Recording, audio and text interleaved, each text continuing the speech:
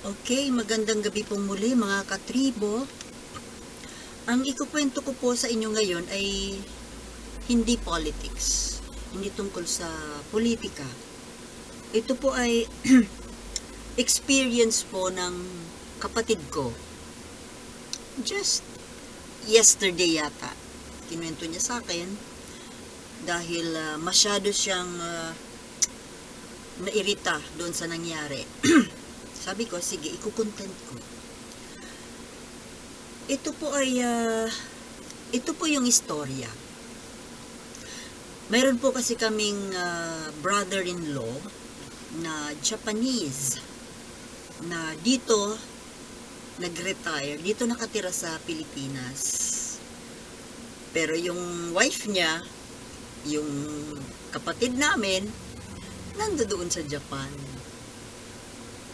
At ayaw na rin niyang bumalik dito sa Pilipinas. Baliktad eh. Yung kapatid ko, dati naman, ang gusto niya mangyari kapag siya po ay nag-retire, dito siya sa Pilipinas magre-retire.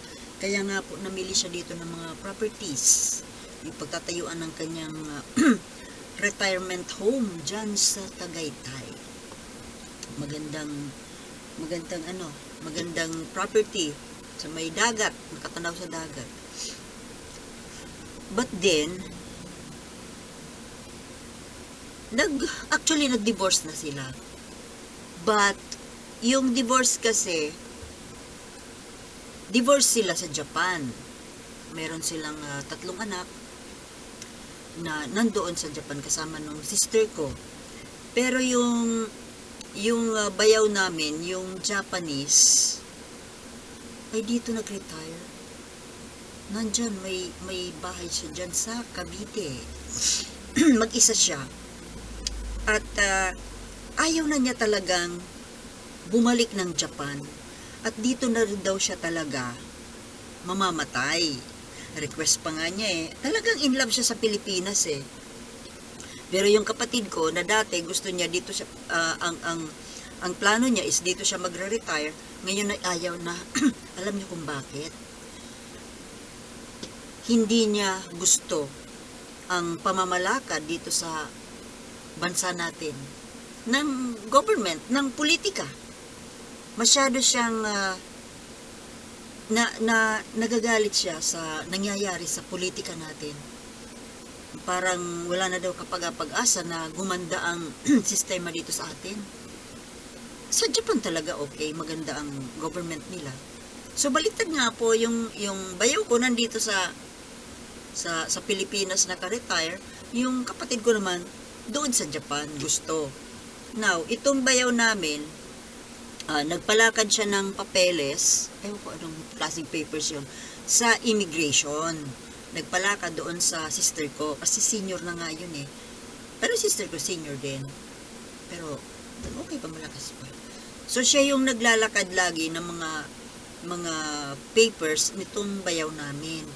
So, today, or was it yesterday, kwento niya, nandun nga po daw siya sa immigration. Ngayon, meron daw pong mahabang pila doon sa isang window. Mayroong window for yung priority lane. Okay? Now, yung meron daw isang puti, foreigner na puti. Hindi niya nasabi kung anong klaseng puti, kung British or American. Basta puti, pare-pareho naman yan sila eh. Almost. May kasamang Pilipina na mukhang wife or fiancé. Magkasama sila doon sa pila. Now, doon sa priority lane, di mga seniors nga po ang nandun. Di pagkatapos po nung last client doon sa priority lane, pumunta po siya doon kasi wala na eh. Tsaka senior siya. Ngayon, itong sister ko, nandoon siya sa likod nitong puti, nitong foreigner na may kasamang Pilipina. Nasa sa likod siya. Now, pagpunta daw po niya doon sa window ng priority lane, biglang sumingit, umalis doon sa linya, yung puti, at pumunta doon sa priority window sa unahan ng kapatid ko. Diba, syempre nagreklamo yung kapatid ko. Sabi niya, "You're not supposed to be here because this is the priority lane." Yung mga ganun. Hindi ko na iingisin kasi ikukwento ko na lang ganun. Kasi mahirap pag English nakaka-nosebleed. So sabi daw niya, nagkasagutan sila nung puti na pinapabalik siya. Nagrereklamo siya bakit siya siningitan ng puti. Ngayon, sabi naman daw ng puti, "Ikaw anya ang umalis dito. Nasa likod kita doon sa linyang pinanggalingan. Ako anya dapat nandito. Niya ako nauna ako dito at saka senior ako." Senior siya Sabi daw ng puti, you don't look like senior." "Oh, I'm 63, sabi daw niya. "And we have a rule in the Philippines that from 60 above is senior." Tapos sabi daw ng puti, "I am 58. O di hindi siya senior." How come? Naipagpipilitan niya yung sarili niya doon sa linya ng priority lane na for seniors. So nag-away daw po sila. Nag-away, nagsagutan, pero hindi daw po talaga umalis yung puti doon sa priority. So nagpahinuhod na lang yung kapatid ko kasi ayaw daw niyang ma-stress. Ayaw niyang ma-stress, high blood siya. Di hinayaan lang kasi hindi daw po talaga aalis. Now, anong lesson po dito? Kasi sinabihan daw po nitong sister ko yung companion na Pilipina na sabi niya, "Since you are the companion," at in English daw niya para marinig nung puti, "Ikaw anya ang companion ka niya, wife or fiancé or whatever, girlfriend, it is your responsibility to educate your fiancé, or husband, your companion." Kung kasi anya kanina, paliwanag daw ng Pinay, kanina kasi anya, may mga lumipat doon. Yung window ng mga seniors, pumayag daw po na magpasingit ng hindi senior. So ngayon, yun ang ginawa ng puti, kasi pumayag naman yung mga senior. Kasalanan kasi ng mga senior. Well, minsan kasi may mga seniors din po kasi na mababait, kung hindi naman sila nagmamadali or nag-giveaway. So ngayon, yun po, depende sa senior kung mag-giveaway siya, di po ba? Now, yung sister ko, since ayaw niya mag-giveaway, dapat nirespeto nung puti. Ngayon, bakit ko pa ito kunukwento? Di pa nga po, nakakapanliit, nakakawalang respeto na isang foreigner ay gaganunin ka sa sarili mong teritoryo. Sabi ko nga sa kapatid ko, kung ako ang nandun, hindi ako papayag. Sipain ko siya doon sa totoo, sipain ko siya sa puwet. Malis ka dito, foreigner ka hindi ka senior yung kapatid ko kasi, yun nga, may high blood nga kasi siya, ayaw niyang ma-stress. Kaya, anyway, isa lang naman yun. Sige, pumayag na lang siya. Pero putak daw siya ng putak. Yun nga, nagsasalita siya na, hindi dapat ginagawa yan dito sa Pilipinas. Hindi tayo dapat ganyan. Ang may kasalanan po dito, yung Pilipina. Bakit hinayaan niya na maningit yung kasama niya? Alam niya, siya ang may alam po ng batas natin na ang senior ay talagang pinapauna. May priority lane for the seniors, the pregnant women, the PWDs. At ito namang isa pa po doon, usually sa mga ganyang pagkakataon, yun mismong staff, sila po nga mismo ang tatawag doon sa mga seniors na nasa ibang linya. Ipinaprioritize talaga yung mga senior. Ngayon, itong staff ng immigration po, hindi na dapat hinayaan na yung foreigner na hindi naman senior, in-entertain niya. Hindi niya dapat in-entertain yun. takot? Kasi may mga Pilipino po kasi na takot pagdating sa foreigner, takot. Hindi po dapat ganyan. Inaabuso tayo eh. Isa po yan na sinyales ng pagyukod sa kanila. Sinyales ng pagtapak nila sa karapatan natin. Nandito sila sa teritoryo natin. They have to respect our law, our rules. May mga foreigner po talaga kasi na, hindi ko nila lahat, no? Marami naman akong kilalang foreigners na marespeto. Pero ang mga ganitong klase pong foreigner, hindi po natin dapat kinukonsinte. Sabi ko nga, kung ako yung nandoon, hindi ka talaga ako papayag. Itutulak ko po siya. Oo. No kidding. Kahit mas malaki pa siya sa akin, sipain ko siya sa bayag niya. Tumimbuwang siya. At sasabihin ko doon sa staff ng immigration na hindi kayo dapat nagkukonsinte ng ganito. Kung sa Pilipino ginagawa ninyo na hindi mag-accept ng hindi naman dapat na nandoon. Kasi dito po sa ating mga Pilipino, inaano po yung mga staff na ganyan, pinaprioritize talaga nila yung senior citizen. Ngayon, porky foreigner, hinayaan mo? Hindi po dapat ganoon. Kayong mga taga-gobyerno, ha? Porky foreigner, wag po tayong yuyukod-yukod sa foreigner.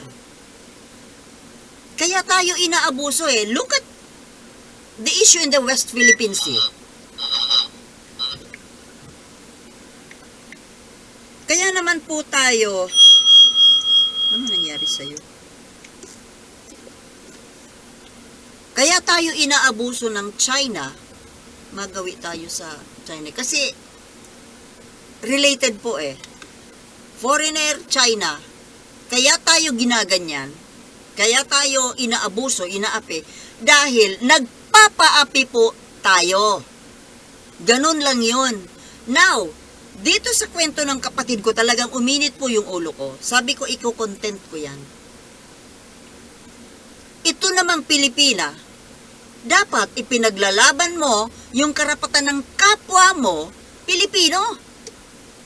Hinayaan mo yung foreigner na kasama mo. At sabi ng kapatid ko, sabi ko, ba't pumayag yung Pilipina ng ganun? Mukhaan niyang habol na habol Wow! Bakit? Wala na bang ibang foreigner kung foreigner ang gusto mo? Ang dami dyan. Bakit ka papayag na makisama, makipagrelasyon, or worse, magpakasal sa ganyang klaseng foreigner? Ano ang gagawin sa iyo niyan in the future kapag ikaw ay nakipagtuluyan dyan sa ganyang klaseng tao? Aapi-apihin ka niyan. Ang tingin sa atin ng mga ganyang foreigner, basura, insekto, ipis na tiris-tirisin. Nakita mo na kung ano ang ginawa dito sa Pilipinas. Papatol ka pa? Kung ako yung Pilipina, ora mismo hihiwalayan ko yan. Hindi pwedeng ganon. Mga Pilipina, this is for you. Kung ganyan po ang klase ng ugali, karakter ng foreigner ninyo, maawa kayo sa sarili ninyo. Kung gusto ninyo ng foreigner, marami dyan. Magtiyaga kayong umanap. Di ba? May mga dating sites. Huwag niyong isusuko yung pagkatao ninyo sa ganyang klase. Nakita niyo na kung ano ugali. Nagawa sa kapwa mo Pilipino, gagawin yan sa'yo. Kung ayaw mo ng Pinoy, gusto mo ng foreigner, sige, pero pumili ka.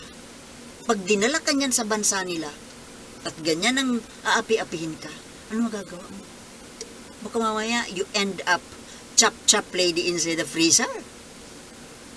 Kaya yung mga nangyayari sa mga Pilipina. Diba? Nakita mo na. Kitang-kita mo na. Ako, marami rin po akong kilalang mga kakilala na nakapag-asawa ng mga foreigner na mababait naman. Hindi naman po lahat, of course, kahit Pilipino, mayroong abusado. Lahat na lahi may abusado, may mabait. Pero ang pagkakaiba po kasi sa foreigner, pag dinala ka niyan sa bansa nila, at malayo ka sa pamilya mo, malayo ka sa sarili mong wala ka sa sarili mong teritoryo. 'Di ba? Tama po ba ako, mga katribo? Huwag tayong atat. Maraming foreigner kung gusto nyo. Magtyaga kayong mag-search. Kayong ipagsapalaran nyo ang buhay nyo sa ganyan. Karamihan po talaga ng mga dayuhang lahi, mababa po talaga ang tingin sa atin. Bakit? Kasi mula pa po nung tayo ay nasakop ng dayuhang puti, ay talagang inapi na po tayo. At ganyan po ang image natin sa kanluran, sa West. Dahil yan po ang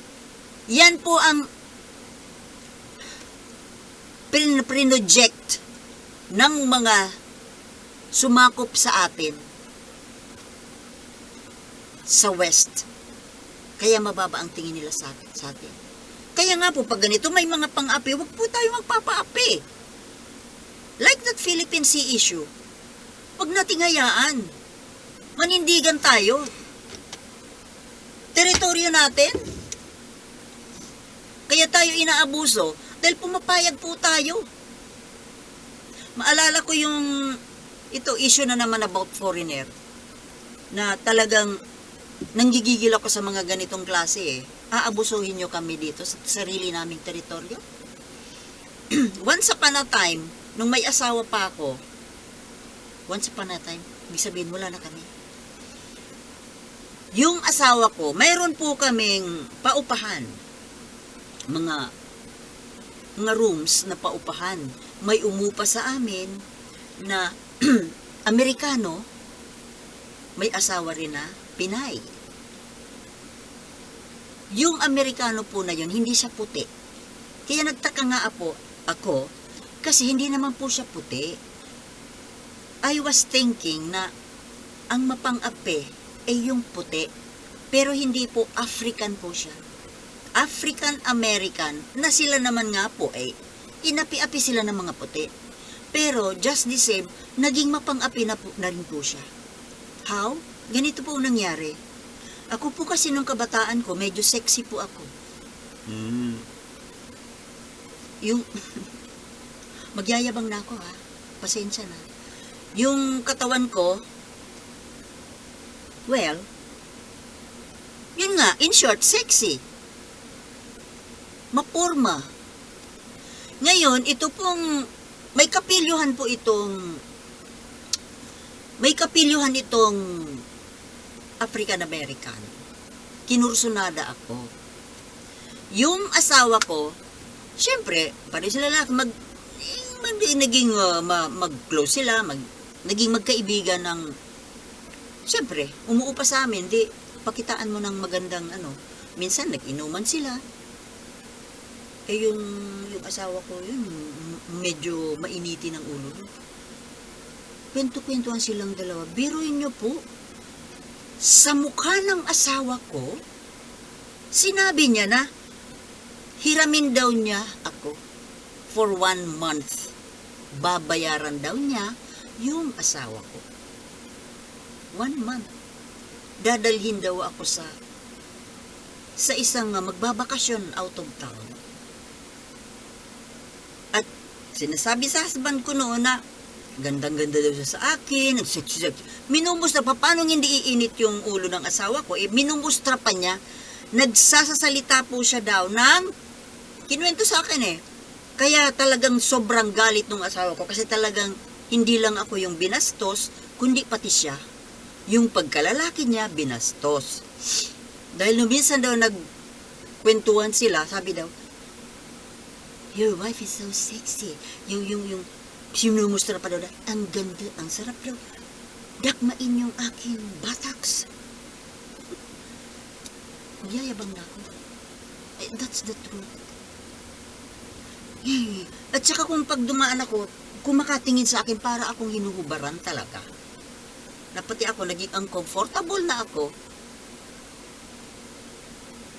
At pinalayas nga namin.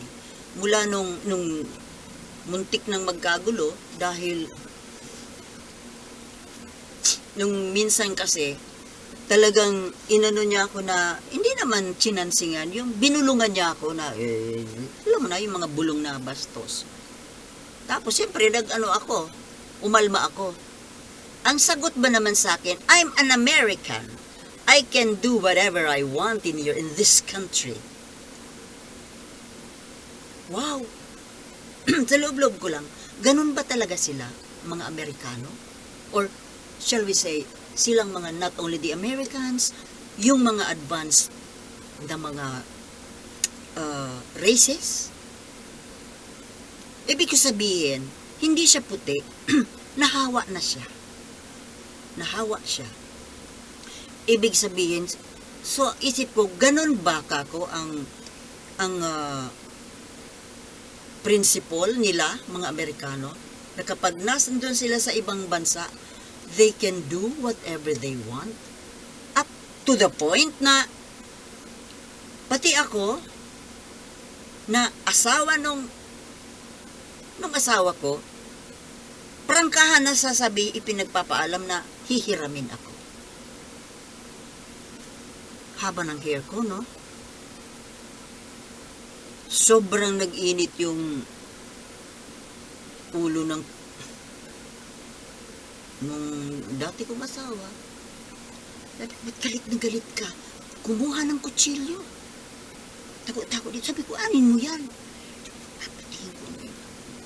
Kaya ko nalaman na ganon. Sabi ko, ano ka ba? Foreigner pa yan eh. Amerikano yan. Tirahin mo yan, anong labas natin? Anong labas mo? Alam nyo na mga Amerikano, di ba? Pag Amerikano ang tinira mo sa bansa mo, naalala nyo yung Pemberton? Di ba pangalan mo? Basta yung Pemberton, yung Laude, si Jennifer Laude. May nangyari pa. Ikaw pa ang sabi ko, hayaan mo na yan, palayasin na lang natin. Ganun po ang ibig ko sabihin. Na ganun sila kabastos. Ganun nila kababa, ganun sila kababa ang tingin sa atin. Babayaran daw niya ng ilang dollars? $10,000 daw. Wow. $10,000? Ilan ba yun? In 1 month. Haba ng hair. $10,000 ang beauty ko. So, yun po. Nagulat hanggang hindi ko po nakakalimutan yung na yun. Ang kinagalit ko po doon, yung salita na, I am an American, I can do whatever I want in this country. Kaya naman po siguro, maraming mga Pilipino ang talagang nagprotesta na pinalayas yung mga base militar. Dahil dyan sa mga abuses na ganyan. But, hindi ko sinasabi, hindi ko to kinikwento para siraan ng Amerikano. Pabor po ako sa alliance ng Pilipinas sa Amerika. Lalo pa ngayon. Even yung presence ng military base noon, okay po yun sa atin dahil protection natin yun. Ang hindi lang po maganda ay yung ways po ng Amerika na ang kanilang mga nagkakasala, those who commit crime, Americans who commit crime in our country, hindi po napaparusahan dito sa atin, kundi ibinabalik sa kanila. Na hindi naman nila napaparusahan. Yun pong isang downside po doon. Sana po kung marunong magdisiplina yung Amerika na Pag nagkasala, nagkasala. Hindi yung papaboran. Kaya po, one of the reasons why ginusto ng mga Pilipino na umalis sila dahil doon. But the alliance, the military alliance itself is favorable to our country, lalo na ngayon. Kaya nung pinaalis yung base militar, di ba nag-umpisa yung pag-invade sa atin ng China? Na ngayon, buti na nga ngayon na naging Pangulo po si BBM, ibinalik yung alliance natin dahil kailangan po natin. Okay? So, yun lamang po. Bakit ko kinuwento? Siguro, napapanahon. At saka gusto ko i-share. Gusto ko kasing malaman ng mga Pilipina natin na pumili-pili naman po tayo ng mabait na foreigner. Hindi ko naman nilalahat ang foreigner. Kahit Pilipino may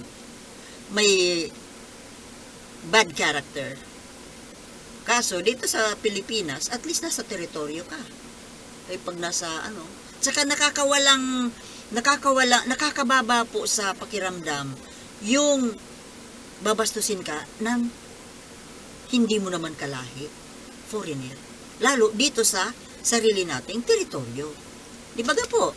So, yan lang po mga kababayan, mga katribo, at sana po nakapulot po tayo ng aral dito sa kwento ko, Ngayon,